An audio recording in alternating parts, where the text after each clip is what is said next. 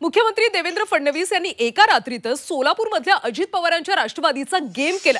सोलापूरमधल्या राष्ट्रवादीचे 3 माजी आमदार, काँग्रेसचे 1 माजी आमदार तसंच शिवसेना ठाकरे पक्षाचा एक नेता भाजपच्या गळाला अडकलाय। मुख्यमंत्री फडणवीसांनी महायुतीतल्या राष्ट्रवादी विरोधातच ऑपरेशन लोटसच्या माध्यमातून सर्जिकल स्ट्राईक केला आणि त्यानंतर वराती मागून घोडे या उक्तीप्रमाणे कृषीमंत्री आणि सोलापूर जिल्ह्याचे संपर्क मंत्री दत्तात्रय भरणे यांनी सोलापूरचा दौरा केला। मात्र हा दौरा फारसा यशस्वी ठरला नसल्याचं पाहायला मिळतं।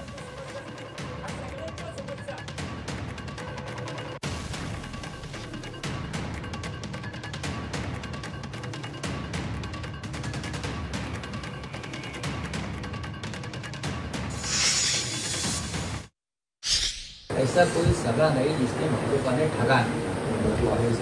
भाजपा सगळ्यात आधी आपल्या मित्रांवरच वार करते। भाजपा सगळ्यात आधी आपल्या नात्यागोत्यांवरच वार करते। व्यक्ती केंद्रित राजकारण सुरू झाल्यामुळे भारतीय जनता पक्षामध्ये अशी प्रकार सुरू आहे। सुभाष देशमुख कदाचित फडणवीस गटाचे नसतील, त्याच्यामुळे त्यांच्यासमोर एक आव्हान उभं करायचं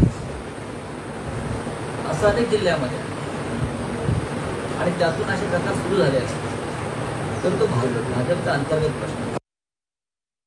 खरं तर खेकड्यासारखं मराठी माणसांचे पाय ओढण्याचं काम संजय राऊत यांच्या मार्फत अनेक वेळा केलं जातं आणि बेडूक उड्या देखील संजय राऊत सातत्यानं मारत असतात।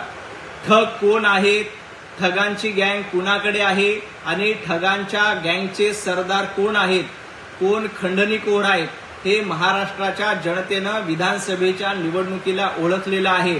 त्यामुळे तुम्ही ठगाचे सेनापती आहात। गँग्स ऑफ ठग्स ही संजय राऊत तुम्ही चालवता आणि उभाटा गट चालवतोय।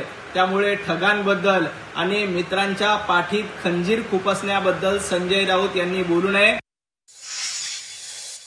राज्यामध्ये ना अजितदादाची गरज आहे ना एकनाथजी शिंदेची गरज आहे भाजपाला।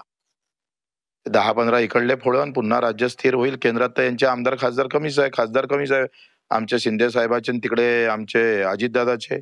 त्याच्यामुळे आता केंद्रात त्यांची गरज नाही, इथं लात मारून हाकलून द्यायची त्याची सुरुवात झाली। व्यवस्थित सुरुवात केली आहे भाजपनं। इतका विषारी साप आहे तो, म्हणजे गरज सरून वैद्य लवकर मरो, वैद्य मरो नाही फक्त लवकर मरो, आजच मरो।